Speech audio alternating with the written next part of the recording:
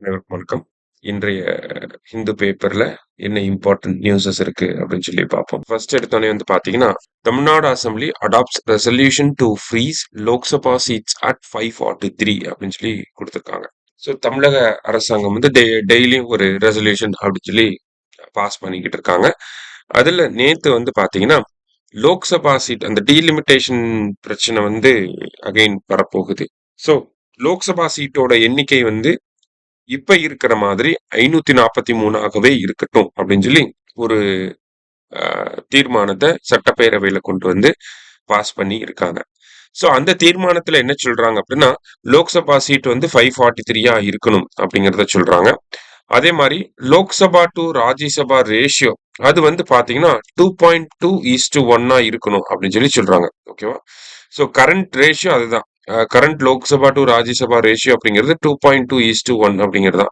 இது நம்மள பல பேருக்கு தெரியாது. இது எப்படி டிரைவ் பண்ணுவாங்க அப்படின்னா, total number of Lok Sabha seat divided by total number of Rajya Sabha seat அது போட்டீங்கன்னா 2.21 அப்படிங்கிற ஒரு வேல்யூ வரும். அதுக்கு என்ன மீனிங்னா 2.2 லோக்சபா சீட்டுக்கு ஒரு ராஜ்யசபா சீட்டு அப்படிங்கிற கணக்கு.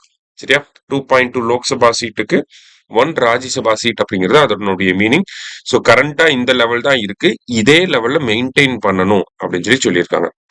அடுத்தது பாத்தீங்கன்னா முக்கியமான இன்னொரு விஷயம் என்னன்னா, பெண்களுக்கான 33% இடஒதுக்கீடு அப்படிங்கிறத வரக்கூடிய நாடாளுமன்ற தேர்தலே, அதாவது 2029ல நமக்கு லோக்சபா எலெக்ஷன் வரப்போகுதுல. சோ அந்த 2029 லோக்சபா எலெக்ஷன்லயே பெண்களுக்கான 33% இடஒதுக்கீடு அப்படிங்கறத கொண்டு வந்துடணும் அப்படின்னு சொல்லி இந்த 3 விஷயங்களை வலியுறுத்தி தீர்மானம் அப்படிங்கிறது நிறைவேற்றப்பட்டிருக்கு. சரியா?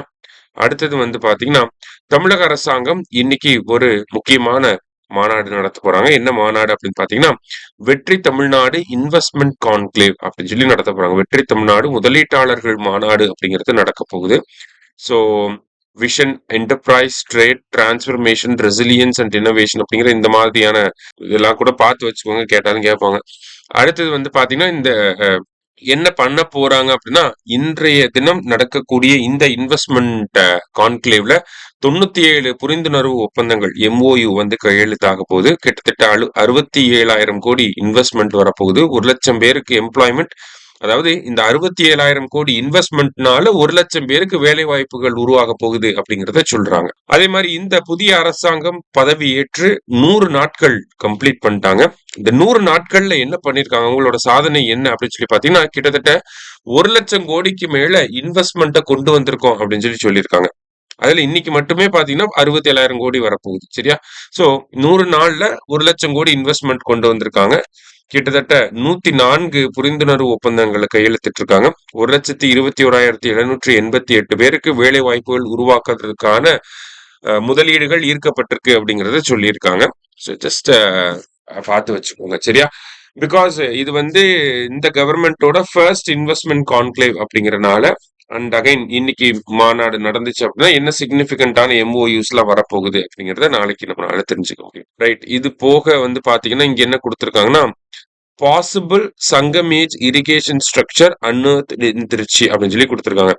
அதாவது இந்த திருச்சியில லால்குடி அப்படின்னு சொல்லி ஒரு பகுதி இருக்கு. ஓகேங்களா? அந்த லால்குடிங்கிற பகுதியில இந்த கொள்ளிடம் அணைக்கு பக்கத்துல லால்குடி அப்படிங்கிற பகுதியில் என்ன பண்ணிருக்காங்கன்னா, அந்த காலத்துல சங்க காலத்துல பயன்படுத்தின ஒரு தண்ணீர் ரிலேட்டடான ஒரு இரிகேஷன் ஸ்ட்ரக்சர் அப்படிங்கறத கண்டுபிடிச்சிருக்காங்க. சோ அது எப்படி சொல்றாங்க, இது சங்க காலத்தை சேர்ந்ததாதான் இருக்கணும் அப்படின்றது எப்படி சொல்றாங்கன்னா, இந்த மாதிரி பெரிய பெரிய செங்க கற்களை வச்சிருக்காங்க. ஓகேவா? இந்த மாதிரி பெரிய பெரிய கற்கள் வந்து லைனா வச்சிருக்காங்க இல்லையா? இந்த அடிப்படையில தான் என்ன சொல்றாங்க, இது நம்ம ஊர்ல இப்ப இருக்கிறது.